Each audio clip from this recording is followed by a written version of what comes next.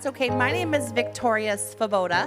I am the president of the Chisago Age Well Coalition. I have the honor to be a part of this board for the last few years and then the president of the coalition, so I'm very honored to be here. It takes a group of people to put this together. I want to thank the team, the board of directors, the coalition members, and then all of you for being here today to show up. Half the morning is to get up and put our shoes on the best we can and come on out to these type of events. And I applaud you for making that decision today to come out and visit us. We provide a ton of resources out in that area. I love the little stamping program that they have there too. So you're interacting with people at those tables because they're taking their time and they want to make sure that they get their word out of whatever they're doing with their organizations. So thank you for that. Let's see here. Before I go ahead and announce Natalie, she's going to be talking about changing how we talk about aging. I'm going to start with a little funny.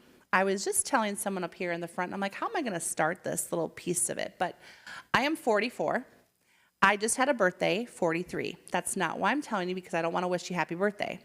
But my 4-year-old said to me, he's like, Mommy, I'm 43, going to be 44. He said, Mommy, I loved your soft arms. I'm like, well, thank you, sweetheart, thank you. And then the next day, my birthday, he said, Mommy, your arms got bigger today.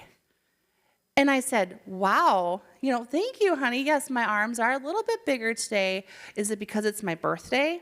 He's like, yeah, because you're bigger, just like me. And I said, yes, honey, I can take my arms and love you and give you a big hug with those big arms. So when you think about perspective of a 4-year-old to however we age, we are all aging well. Hence why we are here, the Chisago Age Well Coalition. Okay, so anyways, again, my name is Victoria Svoboda. I have the honor to know Natalie for a number of years, probably at least 8-9 years already, so I'm glad, but I'm going to announce her. She is the Community Development Supervisor for the Central Minnesota Council on Aging. She moved to Minnesota from Colorado in 2013 and has been working for the Central Minnesota Council on Aging since 2014, and over the last 30 years, she's worked in human services field. Her experience ranges from long-term care manager, brain injury treatment day center director, mental health counselor, executive director for nonprofit agencies. Her work experience has accumulated in strong emphasis in contract management, grant technical assistance, that sounds like a lot of stuff, strategic planning, public speaking, project, and community development. So Natalie is it. I know if I have questions, I go to her. I trust you. That's a big one too. Natalie is founding member of the Chisago Age Well Coalition Board, one of 4 original silos to Circle's community collaborations. She is a member of various county public health and health system advocacy teams to develop and implement their community health needs to improve their plans. She has assisted numerous organizations, committees around us to strive and to improve the lives of older adults through home and community-based services, age-friendly, dementia-friendly communities, mental health and wellness. Her passion is to help others to have a happy, healthy life and has touched many people across the span from newborns all the way up to older adults. So let's give Natalie a hand as she's going to speak about aging well. Thank you. Well, thank you so much, Victoria. Geez, that's a long bio, so now I only have maybe 20 minutes left, so I apologize for that. So, yes, as she said, I'm going to speak today, and I do work with Central Minnesota Council on Aging. Oh, here we go. So Central Minnesota Council on Aging, this is our mission. It's to really help maintain the highest level of independence for older people by developing and coordinating community care, reducing isolation, and improving access to services. Oh, being picky. All right. We are one of 6 regional area agencies on aging in Minnesota, in addition to the Minnesota Indian Area Agency on Aging. And to put things into perspective, every state in the country has an aging services division at the state level and has regional area agencies on aging. Sometimes we call it something different. For example, over in Wisconsin, they're under the Aging and Disability Resource Centers. So these are a lot of the strategies that we're currently working on. I'm not going to go into them in detail. But we do this work through 3 core pillars. The first one is the grant management. We receive funding through the Older Americans Act, and it's federal funding that comes at the state level, and then it's disseminated to the regional area agencies on aging. And we fund providers in our communities to provide services and supports to older adults and caregivers. Have you guys heard of the Minnesota Aging Pathways? Up until a few weeks ago, it was called Senior Linkage Line. Have you heard of Senior Linkage Line? Okay, so Minnesota Aging Pathways, it's a new name, but same number, same services. So statewide, and that is the information services that's provided either through the call center, or we also have resource coordinators if you need a little bit more ongoing assistance other than maybe a 15 to 30-minute call. And then there's what I do with community development, and I'm not going to repeat what Victoria said, so you know a little bit about what I do. So I want to start with a question, a couple of them. When you hear the word aging, what's the first thing that comes to mind? Faltering. I heard dementia, I heard faltering. Gray hair. Gray hair, okay. Slowing down. Nursing home. Oh, I heard one other. What was that? Poor health. Okay. So, what age do you consider to be old? Older than me. I heard something else back here. What was that? 100. Okay. Awesome. Anybody else? What age? I did a presentation recently, and the lady said, anybody 15 years older than me. And a few years back, I was doing a presentation on mental health and older adults to law enforcement. I asked that question, like, how old is old? And someone said 35. I'm like, are you kidding me? But you know, he might have been 32, so it's older than him. So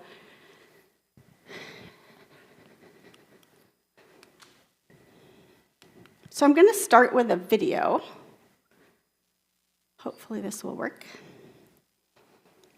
Introducing Goodwill VIP, Not this. the ultimate thrifting upgrade. Sign up today at goodwillvip.com. The Mazda CX-50 Hybrid. Don't just move, be moved. I just love this, you know, you don't pay for it. Hey, there we how's go. it going? You can stand right there. That's your mark. How you doing? I'm great. How are you? Great. Awesome. Just tell us your first name and your age. My real age? My name is Paolo. I'm 25 years old. My name is Daniela, and I'm 19. 24. 35. 31. 33. I'm 26 years old. What age do you consider to be old? Late 40s? Maybe 50. I feel like 30 is a new 20, so I'd say like 40 is old. I'd probably say 50s. I'd like you to show me how an old person would cross the street.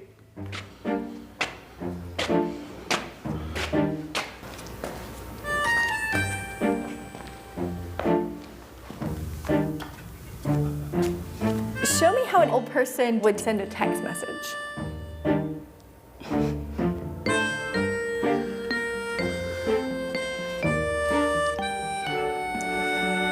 How might an old person do a push-up?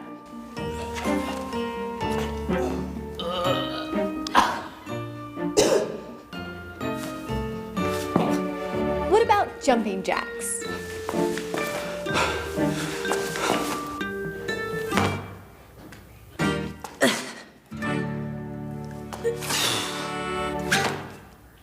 Okay, hang on. There's someone I want you to meet. Okay. All right, so what'd you think about that? Fun? Kind of cute? Sad, okay. Stereotyping? Did anyone resonate with it? I fell recently. The whole like jumping jacks and sit-ups, yeah, I'm not doing that good right now. Okay, so hopefully I didn't just shut my thing off totally. Let's see here. There we go. So that is just an example of ageism. Have you guys heard the term ageism?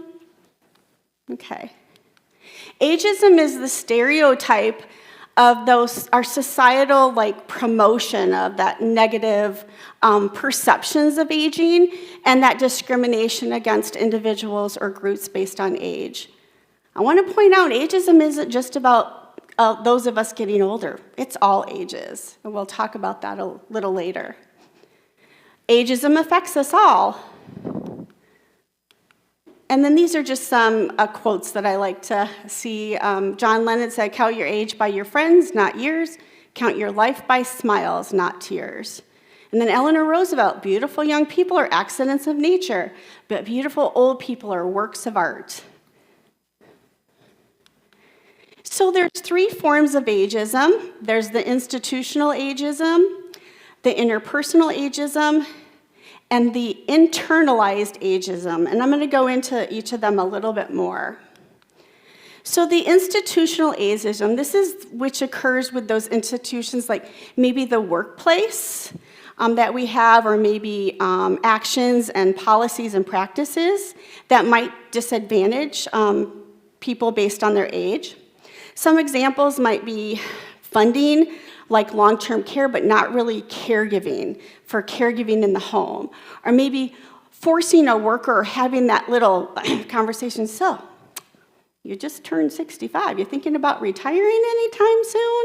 Did any of you guys get that? Yeah.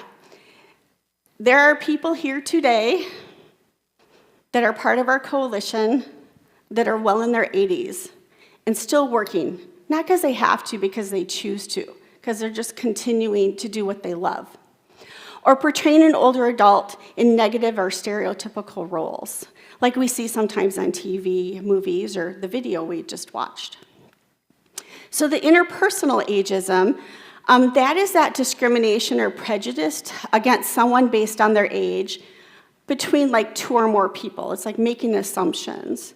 So some examples are insulting someone, or making fun of them based on their age, or making unfair generalizations of a group of people. I forgot to look up elder speak, but I think those are our terms like, "Oh, I had a senior moment," or, we have, when we forget something. I heard someone say dementia when you hear aging. You guys know that dementia is not a typical part of aging, but we all assume once we get to a certain point, oh, senior moment, so. And then if you're talking to someone younger, you'll understand when you get older. So like I said, this goes both ways. So thinking about not only maybe how you have felt, but also how you feel about other people that look maybe younger than you or even older than you. And then the last one is internalized ageism. That's basically when we have our own negative self-talk and discriminate against themselves. So some examples might be, like I said, blaming age for forgetting or losing an item. "Oh, I'm too old to learn this technology, I just can't do it." Or maybe me assuming because someone's a certain age, you don't know technology very well. I get caught up on that a lot. Don't assume just because someone's a certain age that they don't know technology. Or trying to fight those visible signs of aging. I read recently, I don't know where my stats, but it is in the millions, probably close to trillions, the skincare industry. And they're expecting it to just increase. Have you guys seen the ads on TV about now they have actually skincare for men? You guys can now also get rid of those puffy eyes and those wrinkles, just like us women have been trying to do for years. But it's putting that assumption on what we're doing. So ageism can be that explicit or implicit. So explicit refers to that conscious or openly expressed prejudice. So literally just blatantly making an assumption. I see someone who looks younger walking down the street and they're acting a certain way or they're dressed a certain way. Well, they have to just, they have no goals. You know, they have no aspirations. We make those assumptions. Versus implicit is that refers to our unconscious, our hidden negative associations with age that can influence behavior without really us even realizing it. Like I said a few minutes ago, I fell a few weeks ago at an event. I actually tripped and fell. So my husband's first comment was, "Oh, you're getting old." I said, "That had nothing to do with it." But I felt it for a while, you know, with the pain. These are just some examples of ageism that we see. I don't know if I can do this isn't mine, but, okay. So like in movies or in TV, we see some of the examples of like, you know, the grumpy old man or, you know, the mean old lady and things like that. But then we might also see it in advertising. This one in the bottom quarter, that's actually a more recent one, and it's really about women embracing the gray. I heard someone say gray hair. I've had a friend since I was 7 years old, which is about, how old am I? 52 years. She started getting gray hair in high school. She colored it over and over again, and finally in her 30s, early 40s, she goes, "Forget it." And her hair is just gorgeous. So it's like getting that acceptance of it. But there's the positive and negatives of ageism. There's, you know, caring and kind and generous, and there's wise and knowledgeable versus that shrewd or that bitter or stubborn person, or maybe I heard weak, I heard fragile earlier, or the impaired, the slower thinking. And then those typical aging. How many of you guys had your like special birthdays over the years? 40, 50, and you know, the whole theme of it is getting old, right? So, which is fun, but it inadvertently puts this expectation on us that, okay, I'm 50 now, you know, I guess I better get used to it. I'm gonna start aching more, this and that, and so just making that assumption that just because I'm a certain age, I'm supposed to feel or look a certain way. My mother, when she was living, her career was in fashion retail. And she was in her late 70s, 80s, and she was wanting to wear what was in fashion, which was the leggings. And okay, sorry, Mom, but she was shaped like Humpty Dumpty. So she was round and really skinny legs. So I never thought, as a daughter, I would have to have a conversation with my mother of what to wear appropriately, but I didn't want to tell her, "Mom, you're 80 now, you need to look like an 80-year-old, but I wanted her to feel comfortable with what she could wear, but also not totally embarrass herself. So my husband and her had this joke. He didn't like the leggings, and she didn't like when he shaved his head. So they had to, you know, like, okay, I won't shave my head, and if you don't wear your leggings. So my mom would wear the leggings when she didn't think my husband would be coming to visit her, and every time he showed up, she'd be like, "Oh, I'm wearing the leggings." But so ageism matters because people with a positive attitude towards aging live an average of 7.5 years longer.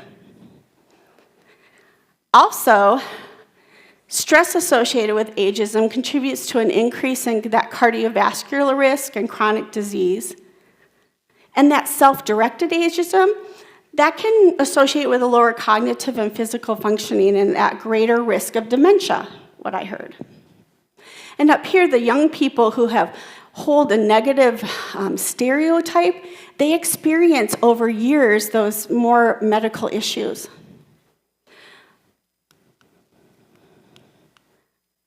Ageism matters because it costs a lot of money in the healthcare.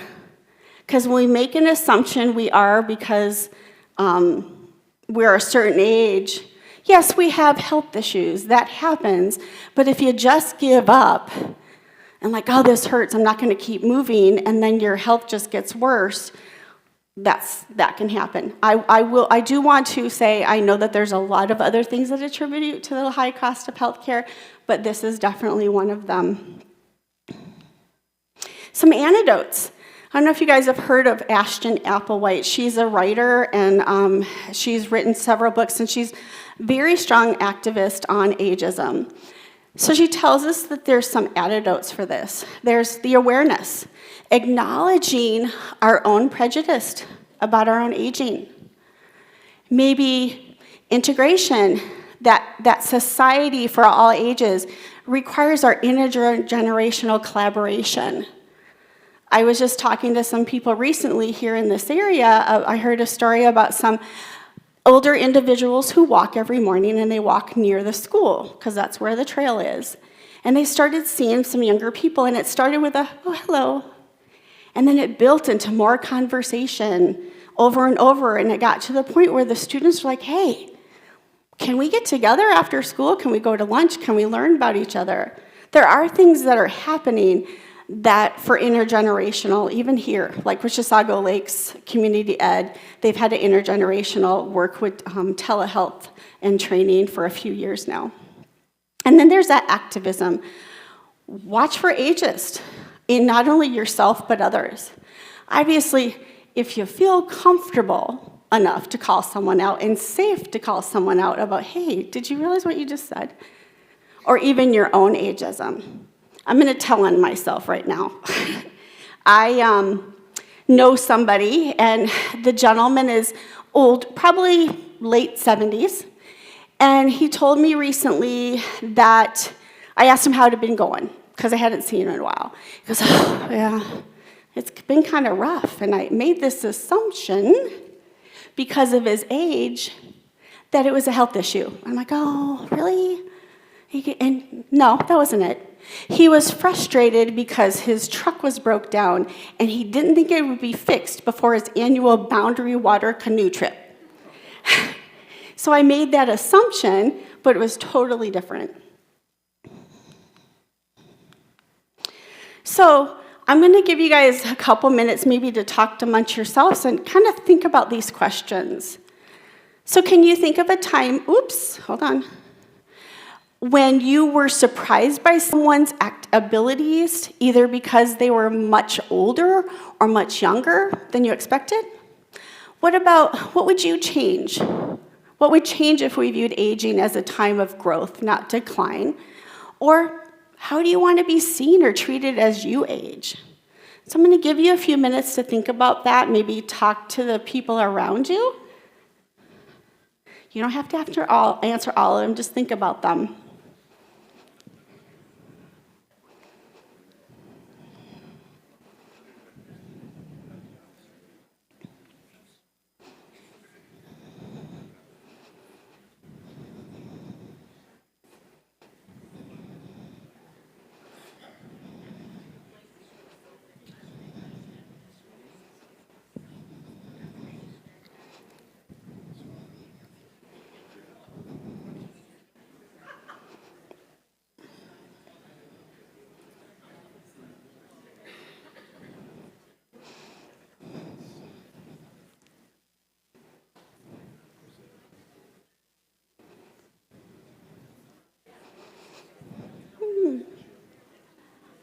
Any thoughts?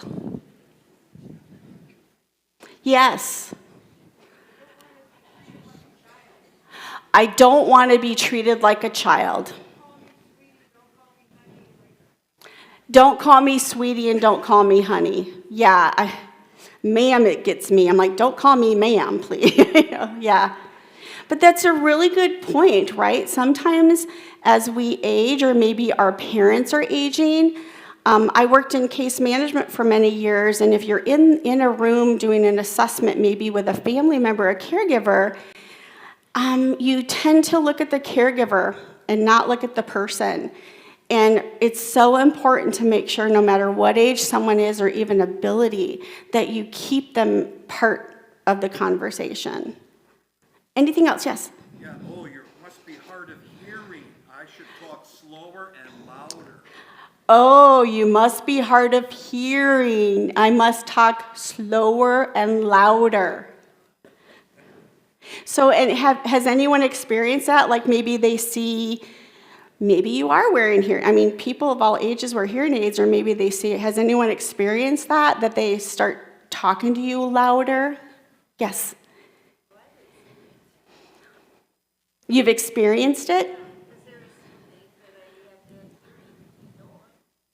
So they're assuming you have bad hearing because of your age or what they, okay, yeah. What else?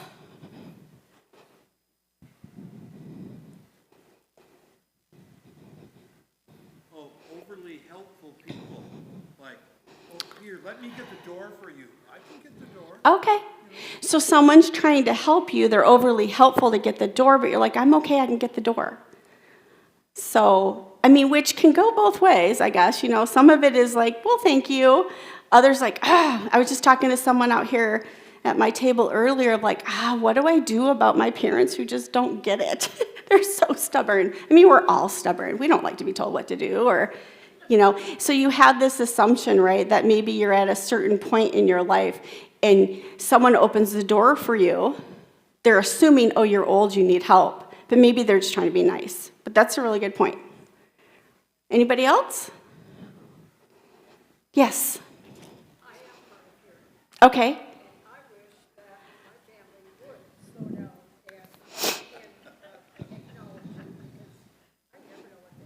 Okay. She says, okay, I'm sorry to interrupt. She says she is hard of hearing and she wishes her family would slow down when they're talking because she really can't keep up and understand what they're saying. Okay. So that's where it comes into our own, like, sometimes responsibility of our connections. And sometimes I know it's hard, right? You get all involved and everyone's talking, but sometimes I think it's okay, can you just slow down a little bit? And slowing down isn't not just for people who maybe be of hard of hearing. Maybe you're having a stressful day. And maybe it just the chaos around you, you're like, I just need everyone just to slow down and be a little quieter. Yes. Okay. So they're having a hard time acknowledging that you're hard of hearing. Okay. So getting older, so it's like, oh, we're not ready for you to be here. Yeah, but so that's a really great example of those around you, that your family members. It's just as important that they understand where you're at and where your needs are, because it does happen. I mean, the longer we live, the more things are going to happen, right? So. Well, one more. Yes. If you want to drive at a moderate pace, people behind you are so impatient, but you're just enjoying the drive.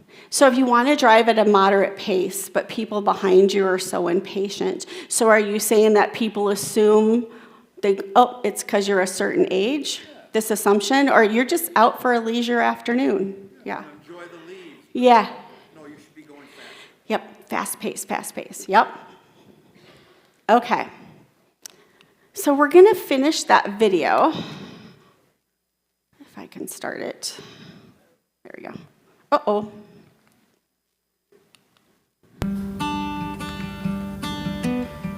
Hello, I'm Birch. I'm 66. Hi, I'm Daphne, and I'm 68. I'm Dee, and I'm 55. George Fassbinder, 75. Wow. My name's Parvati. I'm 70. Nice to meet you. Nice to meet you. We're going to give you about 2 minutes to teach each other something that you are good at. I can teach you a jump that I do. Okay, please. Both of your legs go up, and your arm goes up, and your left arm goes like to the side. Ready? Okay. 1, 2, 3. Lift 1, 2, 3. And bring it to your heart. And bring it to your heart. Add the head in. Yeah. You want to try to get your balance and raise up. Now, you bring your legs and your feet up. It's hard, right? Yeah. 1, 2, 3, 5, 6, 7. So when you come out of a turn, either way, you go back to that basics. Over. Now forward. Over. Yeah. Square it like this, and give me a hook. Hook. Jab, cross, hook, and then we'll go like this, all right? 1, 2, 3. Now, what age might you consider to be old? Probably 80 or 90, he could just do everything that I told him to do. An age that I would consider to be old now might be 100. Do you remember what you said? Yeah, I said in the 50s. I thought that would be old. But when I thought about it, like... Wait a minute. I'm sorry. It really changed my thinking of what old is. You've taught me something today. Clearly, there's no way she's old, you know? Now I know from today, hey, I don't look at age. At my age, I feel like I did when I was in my 20s. There's so many things that I still want to do. There's so many things that I can do. As long as I'm growing and learning, then age doesn't matter. When people start stopping, that's when they start getting old. Thank you. Thank you so much. Thank you. Okay, how'd you feel about that half of the video? Right? Kind of going back to that intergenerational learning from each other, these expectations. But one thing when we talk about ageism and our own thoughts is what we have to watch out for is what's important to us. So for example, you might hear, oh, I'm talking today about just because you're a certain age doesn't mean there should be an assumption that you are a certain way. So if there's that extreme side of it, like the 103-year-old that just did a marathon, I'm not going to ever run a marathon. So we don't want to put ourselves into either extreme, right? That there's an assumption that when I hit 80, I'm still going to be, I'm going to do this, this, and this, versus even with younger people too. And just think about what's important to you and where you're at, and just making those assumptions and understanding not only what you see others doing as far as what you are doing yourself. So, there we go. So I want to talk a little bit about ageism and how it relates to social isolation. You saw those stats a few minutes ago about your thoughts about your own aging, how it can cause, certain health issues as you age. Well, among older adults, ageism is associated with poorer physical and mental health and increased socialization and loneliness. And there's a greater financial insecurity, decreased quality of life with premature death. So, question, true or false? Social isolation and loneliness means the same thing. False? Okay. False. So social isolation is that objective state of having few relationships. So it's that physical aspect of not having a lot of connections, versus loneliness is described as a subjective feeling of that disconnection and distress that results from maybe insufficient social relationships. You might be sitting in this room today. There's a good amount of people here. You might still feel lonely today. So when it comes to social isolation and loneliness, about 25% of community living older adults 65 and older feel socially isolated. 50% of people aged 60 and over are at risk for social isolation.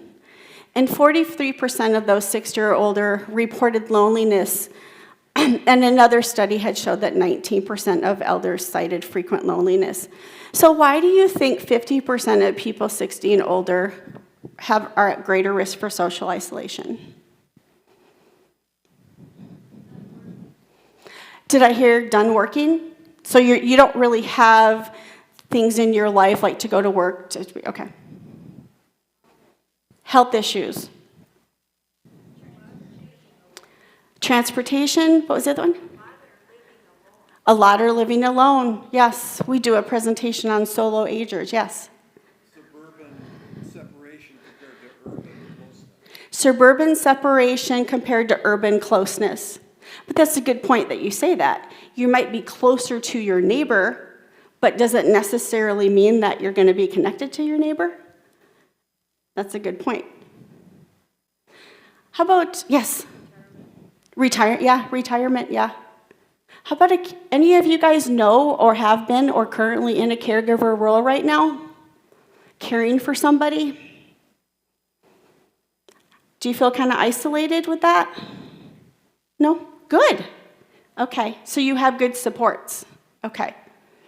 But we do see that with individuals who are also in our caregiving part of their life. They're so focused on caring for their loved one that they're not getting connected or staying connected. So the Surgeon General 2023 report said loneliness is far more than just a bad feeling. It harms us individually and our society. I'm going to not talk about the cardiovascular. Have you heard this other stat about impact of being socially disconnected is similar to that caused by smoking up to 15 cigarettes a day? So if you're not engaged, if you're not being active, if you're not hanging out with friends and doing things and you're sitting on your couch all day, that's just as bad as smoking 15 cigarettes a day. So getting up, moving around. And I want to point out, when I think about this, when it comes to social connections, I've never been one to have like tons of close friends. I have some close friends. And I can't say I'm someone who would get into going to like a girls' weekend with 15 other women. I don't know what, that's just not me. But it works for some people. So when I talk about having friends and connections, it doesn't mean like, oh, you need to have 30 people in your life. It means you need to have those special people, those important people in your life. When we do a solar ager presentation, individuals living alone, one of the things that we talk about is, who's your 3 a.m. person? Not that you're going to call them at 3 a.m., but who's your person? That if you just need to pick up the phone and call at any time, or just, hey, let's go have coffee, who is that? According to the University of Minnesota Project REACH, nationally, Medicare estimates social isolation and loneliness cost about $6.7 billion. True or false? If your friend is lonely, yeah, they're gonna connect with you. They're gonna give you a call. False? Yeah, it is false. Why do you think that is?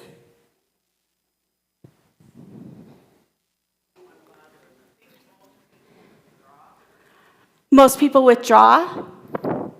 And did I hear don't want to bother that person?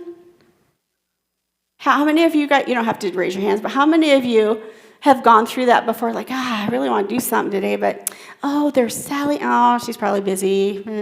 How many of you have felt that way? How many of you think maybe Sally's thinking the same thing? And then we have these missed opportunities. It doesn't hurt to ask. I know when my mom was living, I was her caregiver. She lived with us for a while, and then she did move into her own apartment. And I even if someone moves out and doesn't live with you, you are still a caregiver. And me and my husband were trying to supplement financially. We were trying to help out, and I was working full time. And a lot of us do that when we're caregiving. And it was hard. And at my church, like a lot of churches have, they had deacons, so basically people that will go into the homes to visit with people. I made the assumption, because my mom had me, that she wouldn't qualify. So when I became a deacon at the church, I said, hey, what about my mom? Like, oh yeah, absolutely. And oh my gosh, the relationships that she built with the people that were assigned to her, they became very good friends, and they've helped me. So like before I felt uncomfortable leaving town. Then I felt comfortable leaving town. I would call her friends from church and say, hey, my husband and I are going to go out of town for the weekend, just a heads up. Don't expect you to go over, but can you check on mom? And that was such a saving grace for me as a caregiver. But it took asking. That's a big part of it. It takes that stepping up. There's 3 types of components of social connections. There's that structural, basically the network and the number of people that you have. The function, basically the event, the connection that you have in your life, like today's event, for example. and the quality. This refers to that depth and positive nature of your connections, including the level of trust, intimacy, and mutual understanding you share with others. So when we look at all three of these areas, they're all important. But what do you think the most important one is? Quality. Yeah. You can go to church, you can go to an exercise class, you can come to an event like this. But if you really don't feel that connection, you may not come back. I had heard a story about, during the pandemic when they were doing a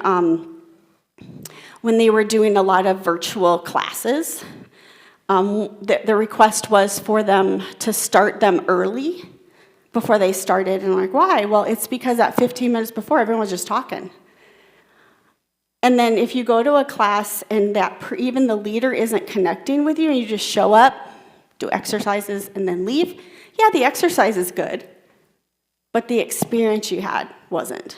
So that's important. So our agency, we do needs assessments, and we did one in 2024, and this isn't all of them, but the needs assessment basically was asking older adults in our 14-county region, as well as providers, a series of questions. And the top two priorities were addressing social isolation, loneliness in older adults and caregivers, and supporting strength for family caregivers. And we do this through, like I mentioned before, through our Older Americans Act, our Minnesota Aging Pathways, and then the work that I do with community development. So, there's a National Reframe Aging. Have you guys heard about National Reframe Aging? So this is a national effort to really get people to rethink how we think about aging. And so this is a national effort, and I do have some handouts up here that talk about it, but this next slide, there's a quick start guide, and I only have a couple on here, but there's a few more. So for example, instead of these words or cues, the tidal wave. I remember when I first started here 11 years ago, we did a presentation called the Age Wave, getting people, you guys know how many older adults are going to be here like in the next 10 years? Are you guys ready for this? It's crazy. Really focusing on the negative aspect of it. But now it's more talking that affirmative about changing the demographics. Like as Americans live longer and healthier lives, how are we all connected? How are we all staying connected in our communities and our work? There's the seniors or elderly, aging dependent. We talked about earlier that stereotypes of aging. Versus using those more neutral, like older people or Americans, and really being that more inclusive with the us and them. There's also a Minnesota Reframing Aging, using the same model. This is a program that's led by Center for Healthy Aging and Innovation with the University of Minnesota and the Minnesota Leadership Council on Aging. One of my coworkers is actually part of this council. So we do a lot of work on education. One of the people that's very involved, he's nationally trained. His name is Dr. Jean Moon with the University of Minnesota. He actually led a workshop about a month or so ago over in Cambridge. Very dynamic, and it delves a little deeper into this. So, call to action. I always have to say, what are you going to do? So, think about what will you do to reframe your own thoughts of aging or to educate others about positive aspects. And then what is one thing you'll take from today's presentation?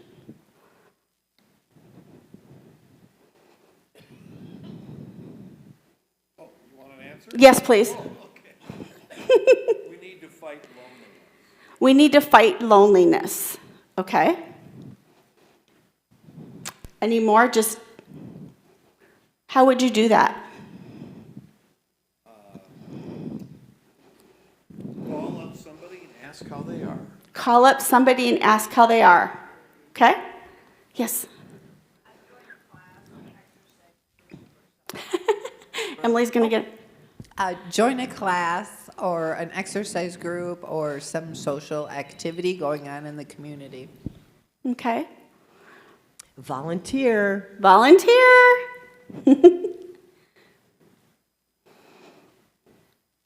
Anybody else?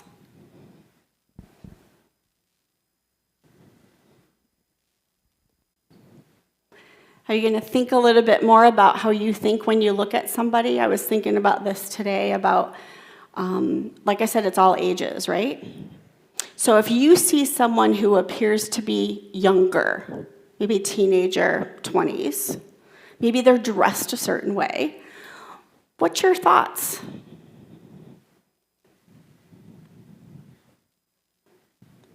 I see laughing.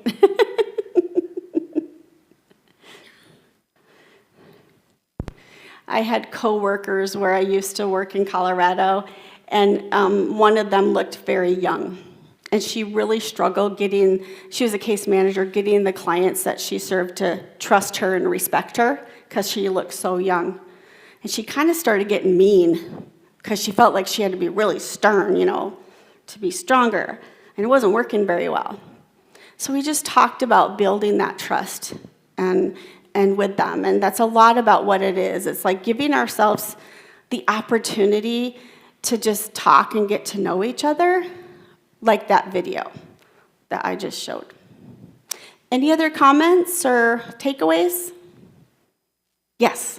It's, I think, important just to acknowledge people when you encounter them with a nod or a smile or eye contact. So it's important to acknowledge people when you encounter them with a smile or a nod or eye contact. Yes. I'm going to tell you a little story. My neighbors have their grandson over one day, and he hadn't seen me in several years. And he saw me, and he goes, "Boy, you got a lot of wrinkles." He says, "How come you have so many wrinkles?" And I says, "Well, I got the wrinkles because I'm aging." And I says, "I've earned these wrinkles." And I said, "Believe it or not, when you get older, you're going to get wrinkles too." And he goes, "I am?" I says, "Yeah, it's just part of the aging process." Great. What a great educational opportunity.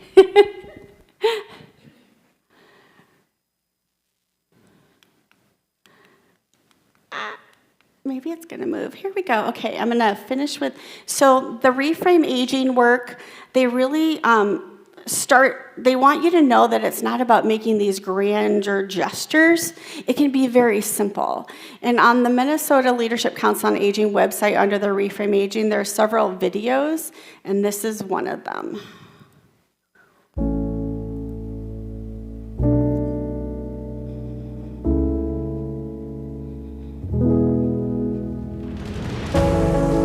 When we use the term elderly, people think vulnerable, frail, or dependent. So drop the LY. Let's change the way we talk about aging.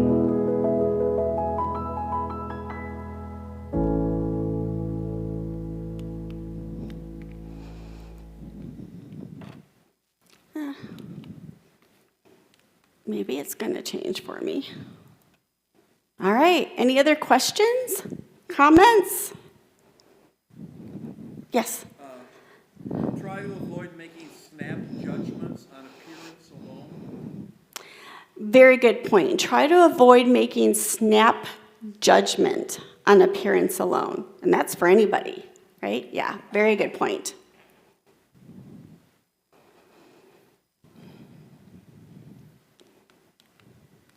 It's being picky. Oop. All right. Well, thank you so much for taking time today with the session, and I know there's much more time out there, so hopefully you can get to all of the wonderful tables that we have here today and vendors, but thank you for coming.